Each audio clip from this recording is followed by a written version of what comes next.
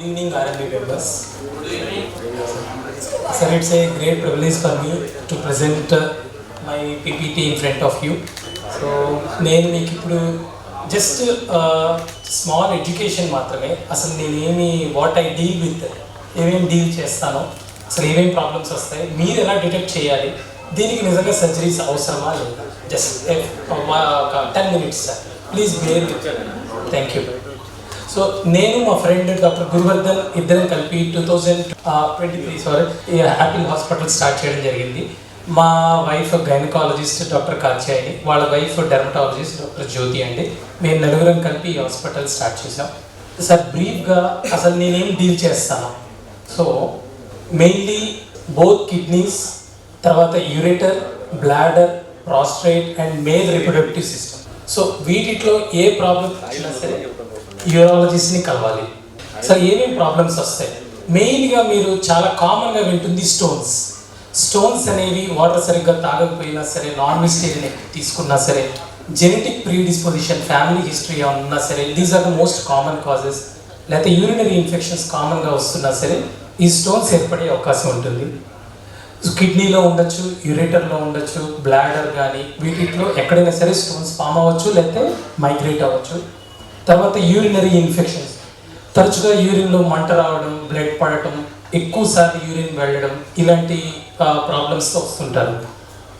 తర్వాత prostate problems, 60 years దాటిన వాళ్ళకి మేల్ పేషెంట్స్కి నైట్ టైం యూరిన్ ఎక్కువగా వెళ్ళడం, 2 to 3 times, యూరిన్ వెళ్ళినా సరే సరిగ్గా రాకపోవడం, కొంచెం ప్రెషర్ పెట్టాల్సిన అవసరం రావడం, మిగిలిపోవడం, ఇలాగా ప్రాస్టేట్ అంటే వాళ్ళకి ప్రాస్టేట్ సమస్య అనేది వన్ ఆఫ్ ది ప్రాబ్లమ్ అనమాట ఈ కంప్లైంట్స్తో ప్రెజెంట్ అయితే.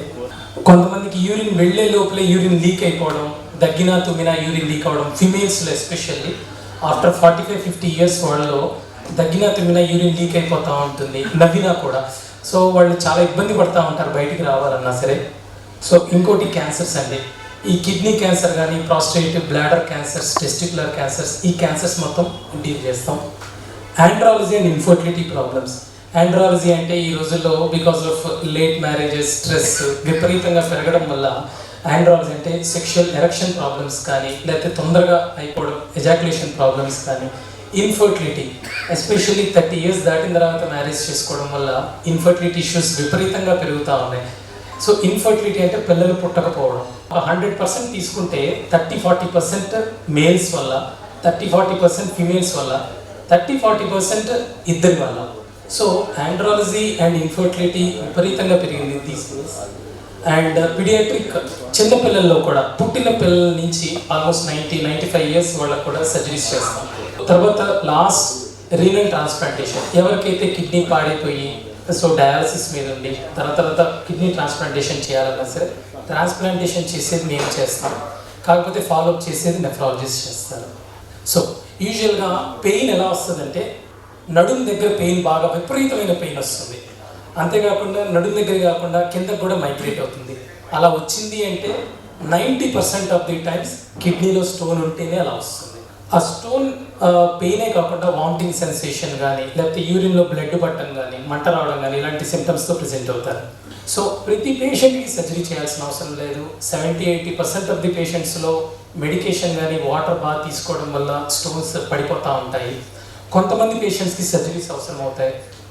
మేము గత 6 months నుంచి ఈ థూలియం లేజర్ ఒకటి తీసుకున్నాము. ఇది 65 watt. The beauty of థూలియం laser ఏంటంటే ఈవెన్ 2-3 centimeters స్టోన్ కూడా హోల్ చేయకుండా, లేకపోతే పేషెంట్ ఇబ్బంది పెట్టకుండా సరే యూరిన్కి వెళ్ళే దారి నుంచే లోపలికి వెళ్ళి స్టోన్ మొత్తం పౌడర్ చేసేస్తాం, కంప్లీట్ పౌడర్. ఓకేనండి. సో సార్ లిథోట్రిప్సీ ఏంటంటే లిథోట్రిప్టర్ అనేది వాడి దాన్ని బ్రేక్ చేస్తాం. ఓకేనా సార్. లిథోట్రిప్టర్ అనేది చాలా పెద్దది. సో లేజర్ మిషన్లో ఏంటంటే ఈవెన్ స్మాల్ ఫైబర్ అంటే ఒక 4-5 వెంట్రుకల సైజ్ ఉంటుంది అంతే. సో కిడ్నీని లిథోట్రిప్టర్ రీచ్ అవ్వదు. లేజర్ ఏంటంటే కిడ్నీలో నలుమూలల మొత్తం కంప్లీట్గా మనం వెళ్ళి ఎక్కడున్నా సరే స్టోన్ని మనం పౌడర్ చేయొచ్చు. లిథోట్రిప్సీలో మనం చేయలేము సార్. ఇంకా దీని తర్వాత ఇంకా లేదు sir. At present 65 watt thulium is the high-end laser sir. So especially ఇలా వెళ్తాం సార్. ఇది స్కోప్, యూరిన్కి వెళ్ళే దారి నుంచి బ్లాడర్, యూరేటర్ ఇలా వెళ్ళి కిడ్నీలో ఎక్కడున్నా సరే యూరేటర్లో ఎక్కడున్నా సరే ఎనీవే మనం ఈ ఫ్లెక్సిబుల్ యూరేట్రోస్కోప్ అంటాం. సో అది లేజర్ అనమాట. ఈ స్కోప్లో నుంచి లేజర్ ఫైబర్ లోపలికి వెళ్ళి ఎక్కడంటే అక్కడ మనం సర్జరీ చేయొచ్చు. ఇది sir, these are the stones అనమాట. అది లేజర్ ఫైబర్. సో మీరు కనిపిస్తుంటే ఇది స్టోన్, దాని తర్వాత జస్ట్ పౌడర్. సో ఇంతకుముందు ఏంటంటే కిడ్నీకి హోల్ వేసి పెద్ద స్టోన్స్ అయితే అలా చేసేవాళ్ళు. ఇప్పుడు ఆల్మోస్ట్ నేను ఇలా హోల్ వేయడం చాలా తగ్గిపోయింది, కంప్లీట్లీ లేజర్తో అయిపోతా ఉంది సార్. ఇప్పుడు 7 years బ్యాక్ ఇంత స్టోన్స్కి సర్జరీస్ చేసాము. ఈ బ్లాడర్లో స్టోన్ చూడండి sir, it's very big, almost 7-8 centimeters stone. Urine infections, తర్వాత ప్రాస్టేట్ కంప్లైంట్స్ నేను ఇందాక ఎక్స్ప్లెయిన్ చేశాను. సో ఈ ప్రాస్టేట్ సర్జరీస్ కూడా యూరిన్ ఇన్ఫెక్షన్స్ రెగ్యులర్గా రావడం, మెడిసిన్స్ పెట్టినా సరే యూరిన్ సరిగ్గా రాకపోవడం, మొక్కడం, చాలా ఇబ్బంది పడుతున్న వాళ్ళకి ఒకవేళ కనుక ప్రాస్టేటే కనుక ప్రాబ్లం అయితే లేజర్ ద్వారా, ఇందాక నేను చెప్పిన లేజర్ ద్వారా కంప్లీట్గా రిసెక్ట్ చేసేస్తాం. ఈవెన్ 100 grams, రేపు 150 grams ప్రాస్టేట్, రేపు మార్నింగ్ కేసు. సో ఇంతకుముందు అంత పెద్ద గ్లాండ్స్ ఏంటంటే ఓపెన్ చేసి తీసి వాళ్ళు ఒక 4 రోజులు కెథెటర్ పెట్టి ఇదంతా చేసేవాళ్ళం. ఇప్పుడు second day or third day discharge చేసేస్తాం, ట్యూబ్స్ ఏమీ ఉండవు. సో ప్రాస్టేట్లో మాత్రం it's a major advancement. So యూరిన్కి వెళ్ళే దాని నుంచి ఈ జస్ట్ మీకు ఊరికే పెట్టారండి. యూరిన్కి వెళ్ళే ప్రాబ్లమ్స్ కూడా ఇలాగా, యూరిన్కి వెళ్ళే దాన్ని మనం పెనిస్లో ఇలా ఉంటుంది యూరిత్రా, ఒకవేళ అలా సన్నపడినా సరే సో సర్జరీస్ చేస్తూ ఉంటాం, రీకన్స్ట్రక్టివ్ సర్జరీస్. క్యాన్సర్స్ అండి, కిడ్నీలో ఉన్నా సరే, యూరేటర్లో, బ్లాడర్లో కానీ, ప్రాస్టేట్, టెస్టిస్, ఎక్కడున్నా సరే క్యాన్సర్స్ సంబంధించి చేస్తాం, సర్జరీస్ చేస్తాం. సో యూజువల్లీ ఇంతకుముందు ఓపెన్ సర్జరీస్ చేసేవాళ్ళం, ఇప్పుడు కంప్లీట్గా ల్యాప్రోస్కోపీలోనే చేసేస్తున్నాం. సో ఇది కిడ్నీ క్యాన్సర్స్ అండి, ఇది almost ureteric cancer. So kidney, ureter, bladder మొత్తం తీసేయాల్సి వచ్చింది. ఇది testicular cancer. So andrology, infertility, this is another topic. ఇన్ఫర్టిలిటీలో వారికోసీల్ అంటామండి. ఈ వారికోసీల్ వల్ల పిల్లలు కలగరు కొంతమందికి. సో దాన్ని కూడా సర్జరీస్ చేస్తూ ఉంటాం. ఇలాగ చిన్నపిల్లలు సడన్గా విపరీతమైన పెయిన్ వస్తూ ఉంటుంది స్క్రోటం దగ్గర. దయచేసి that is an medical emergency, ఇమ్మీడియట్గా తీసుకురావాల్సిందే. ఎందుకంటే ఈ టెస్టిస్ ఇలాగా మెలిక తిరిగిపోతుంది అనమాట. 6 గంటల తర్వాత అయితే కనుక ఇది టెస్టిస్ తీసేయాల్సి వస్తుంది. సో ఈ లోపల కనుక తీసుకొస్తే ఆ మెలికని రివర్స్ చేసి, డీటార్షన్ అంటాం, రివర్స్ చేసి ఫిక్స్ చేస్తే కనుక టెస్టిస్ బతుకుతుంది. సో టెస్టికులర్ పెయిన్ అంటే కనుక చిన్న పిల్లల్లో కంపల్సరీగా ఇమ్మీడియట్గా రావాలి. Sir below 12 or below 18 years paediatric కేసులు. పెద్దవాళ్ళకి అన్లైక్లీ సార్, పెద్దవాళ్ళకి యూజువల్గా టార్షన్స్ ఉంటాం, చిన్నపిల్లల్లోనే టార్షన్స్ జరుగుతాం. ఇది ఫీమేల్స్లో, నేను ఇందాక మీకు చెప్పినట్టుగా 45-50 years ఫీమేల్స్లో నార్మల్ డెలివరీ అయిన ఫీమేల్స్కి దగ్గిన తుమ్మిన చాలా చాలా ఇబ్బంది పడుతూ ఉంటారు కొంతమంది.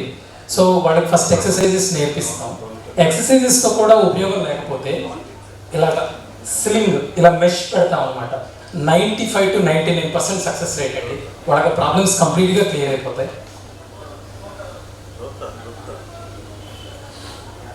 సో ఆల్మోస్ట్ అన్ని insurance available. So this is my short presentation. Thank you.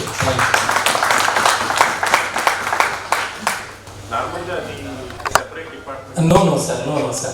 ఇద్దరం డీల్ చేస్తాం సార్. ఒకటి యూరాలజిస్ట్, ఇంకొకళ్ళు సర్జికల్ ఆంకాలజిస్ట్.